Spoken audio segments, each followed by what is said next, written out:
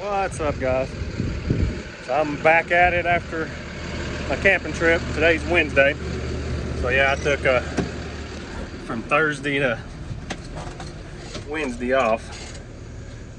I know I'm a slacker. I gotta back up here and get my Scotch block out. But you can see we're loaded up here. Two new Ram 3500 cab chassis trucks. So I drove a little ways from the house, about 200 miles. Well, I think it said it was 158 miles from the house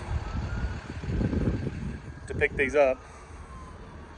But they're going 396 miles, I think is what it was, paying $1,200. Let me check to see the mileage on that. I may be telling you wrong. Give me just a second.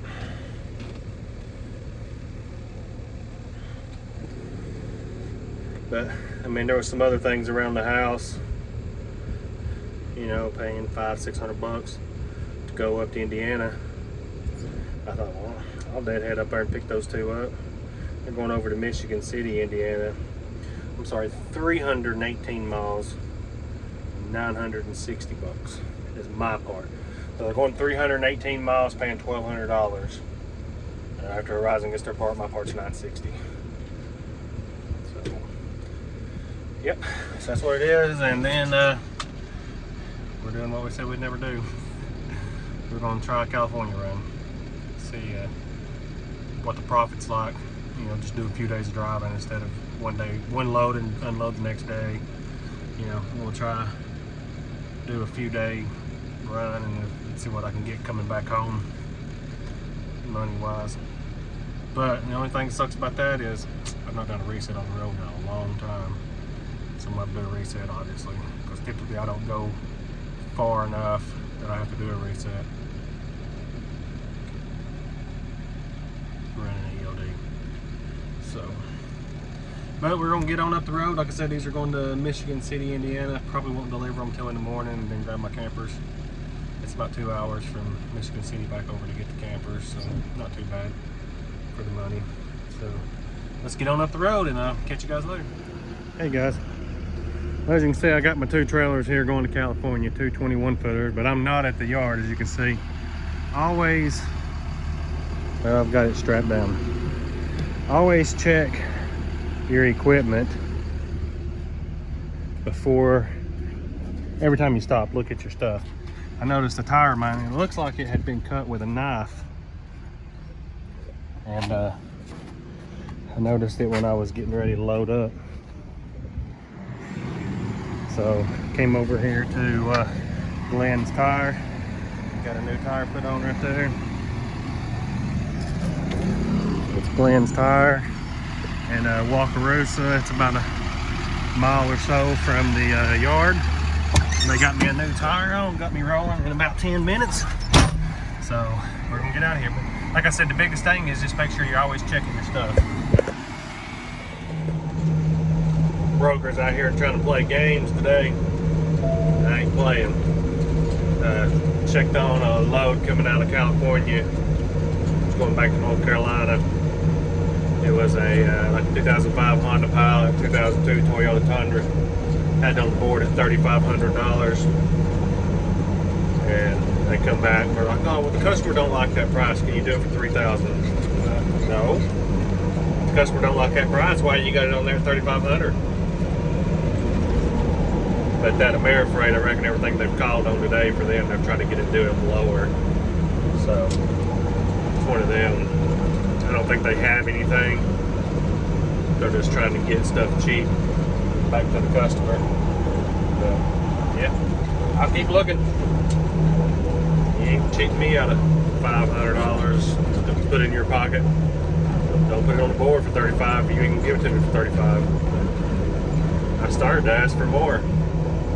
So yeah, they stand firm. Don't give in to them out here. It's going in their pocket, not yours, and you're taking off the cost. Keep on down the road. We're here in Nebraska right now on I-80, just trucking along. Talk to you guys later. What's going on, guys? So I know I cut that last clip short when I got off real fast because I was blocking the dumpster, and the truck was trying to dump the trash truck was trying to dump the dumpster, and I was in the way. But like I said, when you stop, fuel, just for a break or anything, make sure you check your truck, check your stuff. Like I said, I got there to the yard, loading up, was getting ready to load up the campers. I was checking everything, and it looked like my tire had been cut. Looked like somebody had tried to cut my tire. I mean, it could have been, I could have hit it on something, but I don't remember hitting anything. But regardless, I noticed it, went right over there, got a tire put on, and kept on trucking. I actually kept the tire. It didn't go all the way through the sidewall, but that one guy said he could probably just turn it around so DOT couldn't see it, but it was a little deeper than I felt comfortable with, and we got another opinion from another guy that works there, and he was kind of iffy on it too. And I was like, well, I'm going to California, I definitely don't want to blow out. We'll just replace the tire. I actually kept the tire, you know, so if it's a worst case situation, instead of trying to pay hundreds of dollars, you know, $500-600, whatever it is, dang TAs and Loves and all that, try to charge for tires, I can get somewhere on it. And now my trailer lights keep going in and out, so I've got an issue from my plug up where everything ties in, so I'm about to, I dropped the phone.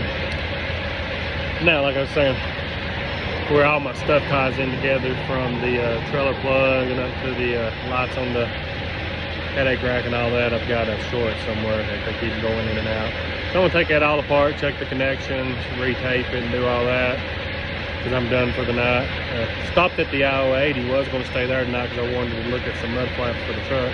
Not mud flaps, but fenders for the truck.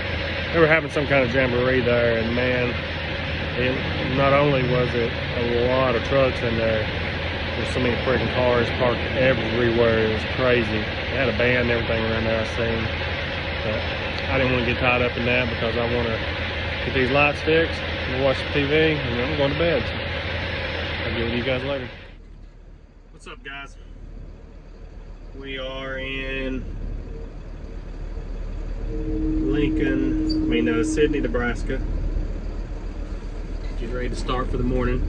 Even though we've been up for 4 hours, we showered this morning, done our pre-trip, and discovered we didn't have a left turning signal. As you know, earlier in the clip, I've been doing some wiring because a lot of those connectors are corroded and stuff. So in the course of trying to figure out why I didn't have the left blinker, I shorted something out, lost power to like 2 or 3 rows of my fuse block. Never did figure that out. So I ended up having to pull the fuse block out, trying to find, there's somewhere in there's a linkable fuse that I've blown.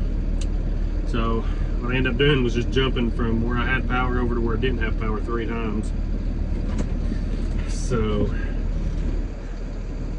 yeah, done that this morning.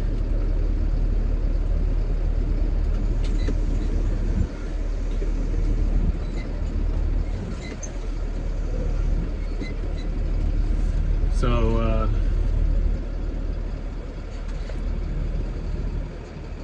finally got power back to that.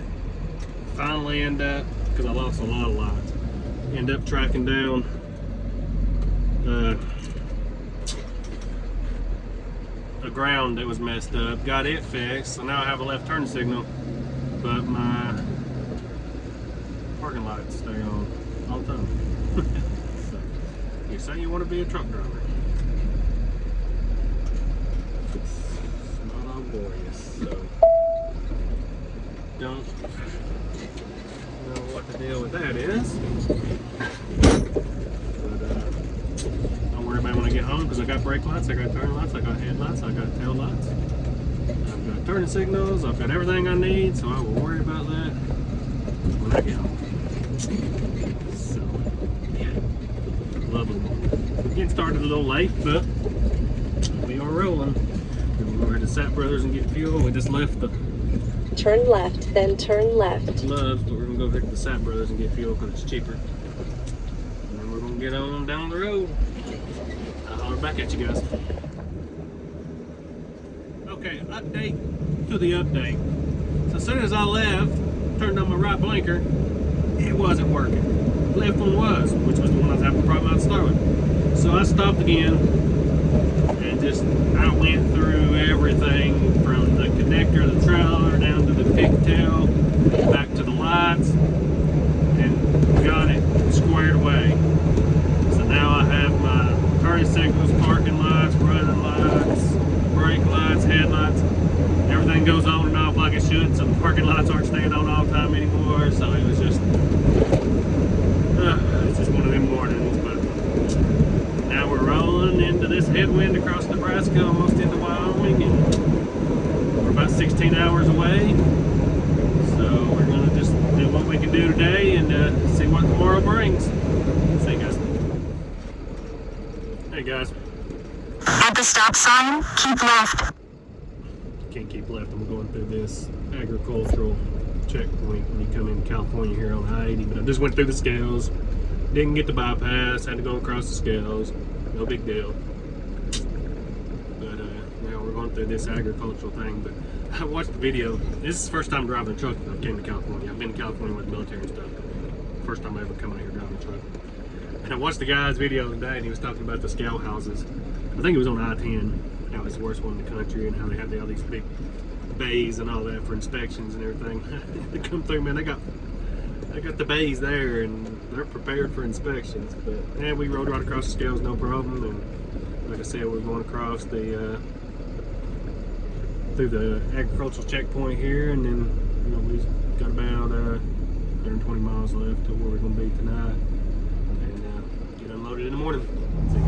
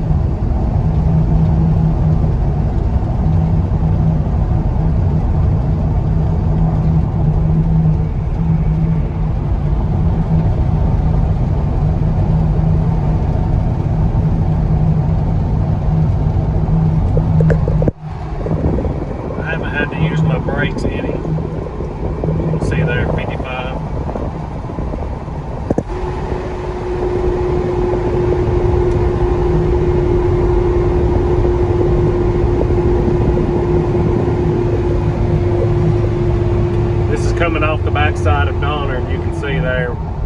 Using the engine brake, I mean, it slows me down very well. I've not had to touch the brakes once.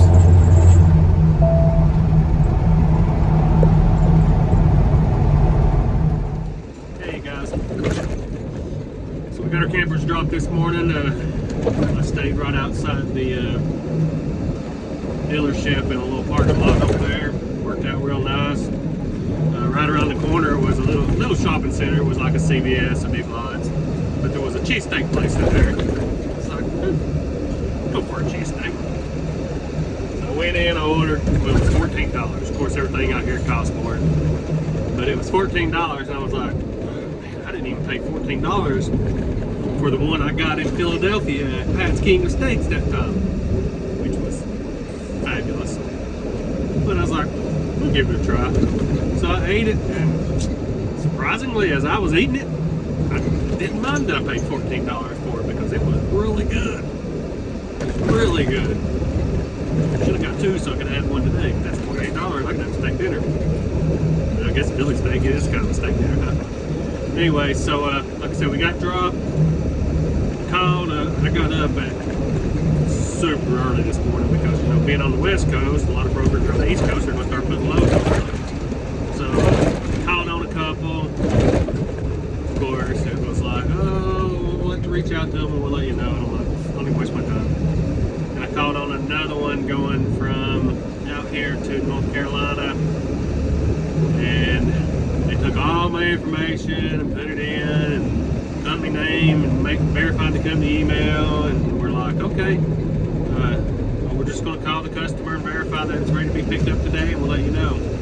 Well, I waited 2 hours, never heard back from them. Of course, I couldn't deliver till 8:30, so I got up at like 5. So I called back like 2 hours later, and I was like, hey, I'm checking on it. And they put in the load number, and they're like, where you want it? They were trying to give it to me again. So I'm like, you already said it was my load. You were just, and she's like, oh yeah, well, we're just waiting to hear back from the customer. I'm like, don't waste my time. So I went on, got the campers unloaded, looked on the board, found another one for, it was a couple $100 cheaper going to North Carolina.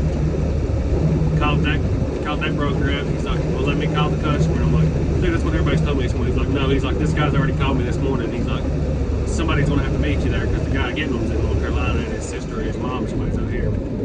So he called him, and he called me right back and said it was good to go. So all that's lined up. So I'm on my way over to Santa Rosa.